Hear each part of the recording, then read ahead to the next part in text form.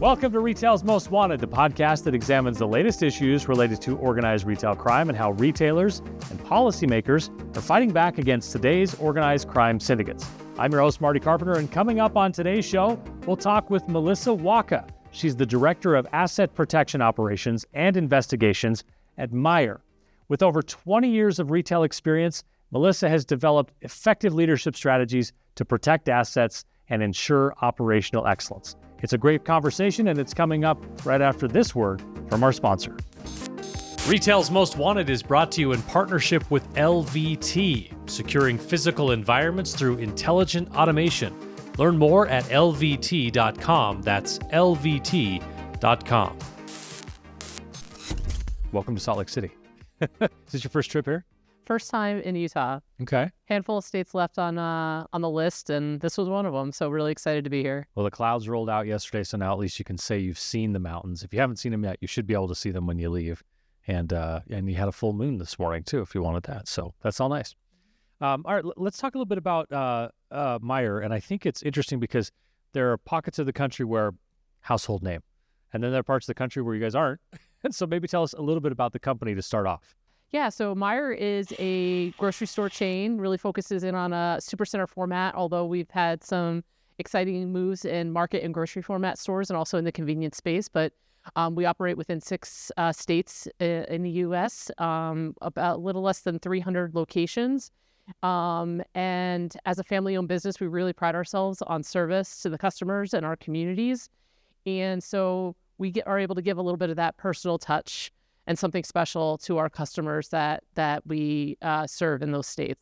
So how does Meijer approach ORC prevention and investigation? So when it comes to how we think about ORC prevention and investigation, I think, the one of the biggest tools that we have is our people. And so how do we continue to educate, create awareness, and galvanize our workforce around theft the right way? Safety is always important. And so we look at that from multiple lenses. What do we need to be doing at our corporate office, or how should we be speaking to our team members who operate at the store, whether I'm a part-time team member working 20 hours a week, or I'm a store director in charge of a 200,000 square foot supercenter. So again, through how we message our teams, the types of training that we create, what do we want our in-store asset protection professionals to be talking to, and how are they speaking to them? That's a really key component about how we educate people about what ORC really is. And I think the other thing that we focus in on a lot when it comes to organized retail crime is the tools that we have. And so whether that's existing technology, really looking into how we can be involved with some emerging technology that's coming out there. And that could be in all forms or fashions, right? That could be hardware to a physical camera that uses computer vision behind the screen, or whether that's a piece of software that can provide us real-time alerting or create a repository for all types of information and data that we gather through all of our investigations. Tell me a little bit about how you collaborate with law enforcement. That's so important for anyone really in the retail space and the grocery business to say, we've got a problem, but we have to work with law enforcement to address it. I think that the key to success there is talking to law enforcement at all levels with all members of your team. And so really where you're going to be able to create the most impact is at the local level. And so we really focus in on what do we expect of our AP teams in the stores? How should they be interacting and at what frequency with their law enforcement partners to get them to understand what are they currently seeing, what are they seeing in the trends, or what are some bigger cases that they're working on? And that's the same thing as we go through at the state level and even up to the federal level. And I think, where we really lean in quite hard is with our organized retail crime investigators that we have really forging those partnerships at the state and federal level. So when you think about the Attorney General's office or even federal agencies such as the U.S. attorneys or the FBI or Homeland Security, I think it's just really important that everybody is involved and doing their part on every level to understand, what are those things that are happening at a federal level that may not matter to us today as Meijer being in 6 states, but it's something that we could expect to see in the future.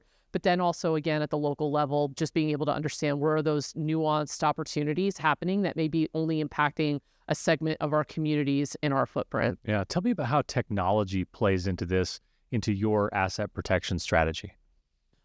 it's the foundation of everything that we do. In my time at Meijer, what I've really been focused on, and the company has been doing an excellent job, I think, leading in this space already, but is one of the terms I use is how do we create this one single ecosystem in order for us to investigate and do our jobs?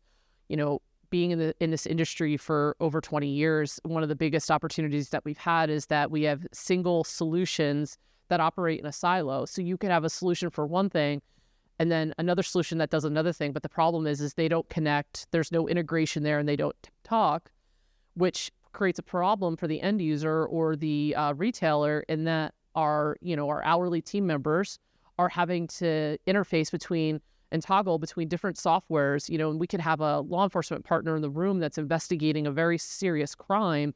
And in order for us to get the video, to get some of the exception reporting, to get information out of our POS systems, we're toggling between multiple pieces of software, which slows down law enforcement's ability to impact that case. And so what we've really been focused in on is, again, how do we create that single pane of glass, if you will, where I look to one place and it's going to give me all of that information and package up these investigations or these cases quite nicely, whether that's for our law enforcement partners or for the corporate office or et cetera. So when I look at technologies, when I'm out at conferences and trade shows and, listening to solution providers, it's can you help continue to enable and accelerate that path for us on that single ecosystem? Because at the end of the day, it's all about the people that are using the tools that make us successful. And we always want to keep our stores and corporate partners at the forefront of that. Yeah, getting technology or different technology solutions to communicate or interact with each other is an important thing, as you just mentioned. I wonder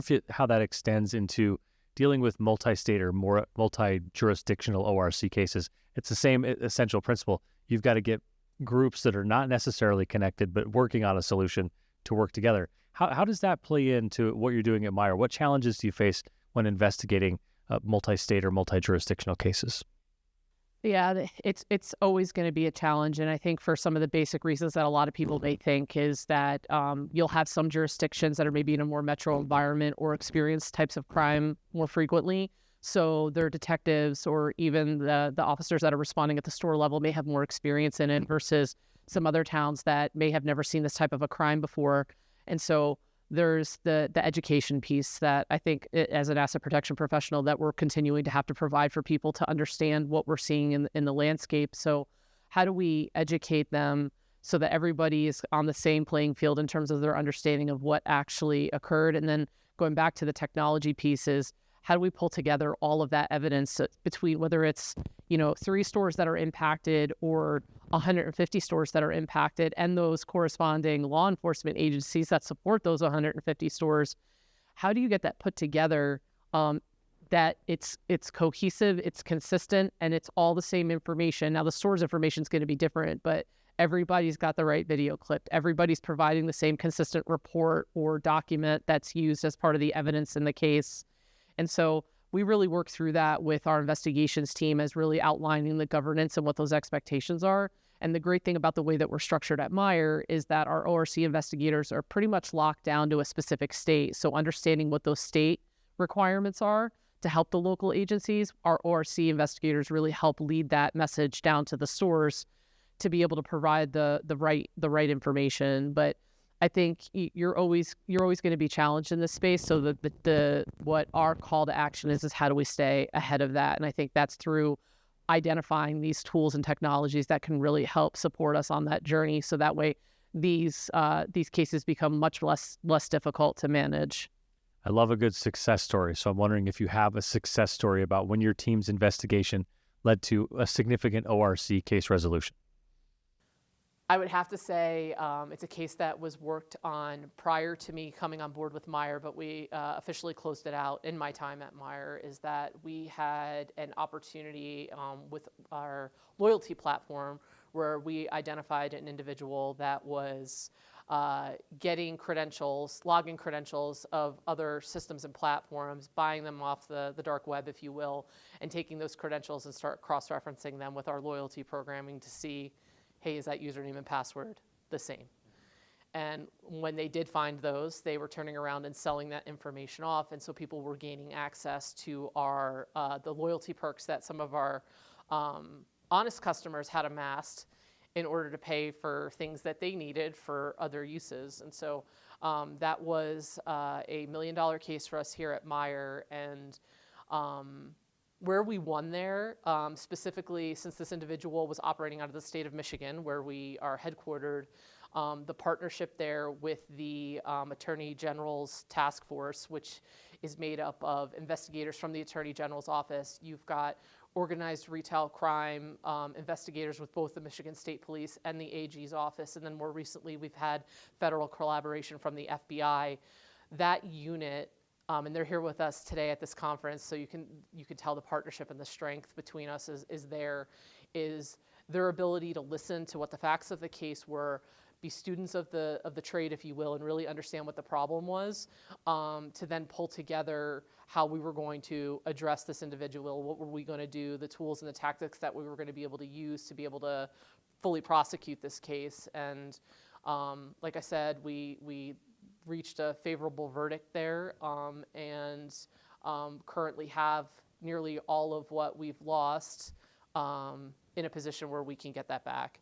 And I don't think we would have been as successful as we were or been able to work as fast as we were without those two law enforcement entities working together to help us put the case together and bring it to a resolution.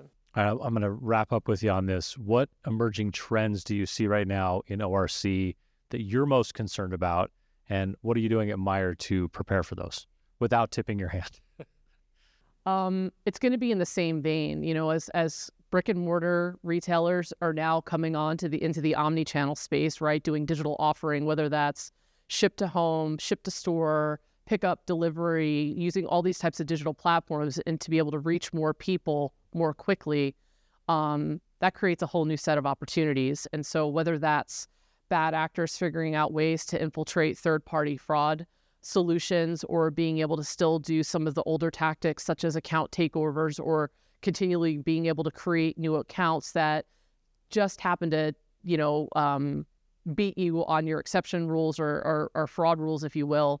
They're challenging us every single day. And as more customers embrace that digital way to shop, which was really accelerated through COVID, right, where I didn't want to go into a store and I wanted the delivery to my home, that has continued to grow, I think, for all retailers at scale. And so how do we, instead of thinking about that individual that's coming into our store, who are those people that are hiding behind the computer that are doing things with such speed and scale? It's just unfathomable. How do we prepare ourselves and set ourselves up there? And so that's something that we're continuously at Meijer talking to our operations partners in the digital space. So the people that own that business, what do we need to be able to do to better help support them to keep that business profitable? How do we continue to educate our C-suite on what those opportunities are is key. And just reading and benchmarking with a lot of other retailers in terms of coming together instead of remaining divided on what those opportunities are and how we can work together as a unit and create one singular voice out there, whether that's just solution partners and law enforcement, on what it is that we're seeing. So that way we can finally turn the tide and get ahead of this, and be able to shut these bad actors down on the online space. That's it for this episode of Retail's Most Wanted. Thanks to our presenting sponsor, LVT. And don't forget to hit that subscribe or follow button so you can catch each new episode. We drop a new one every 2 weeks. We're also on X, we're on LinkedIn, and we're on YouTube. Thanks for being with us, everyone. And as always, keep up the good fight.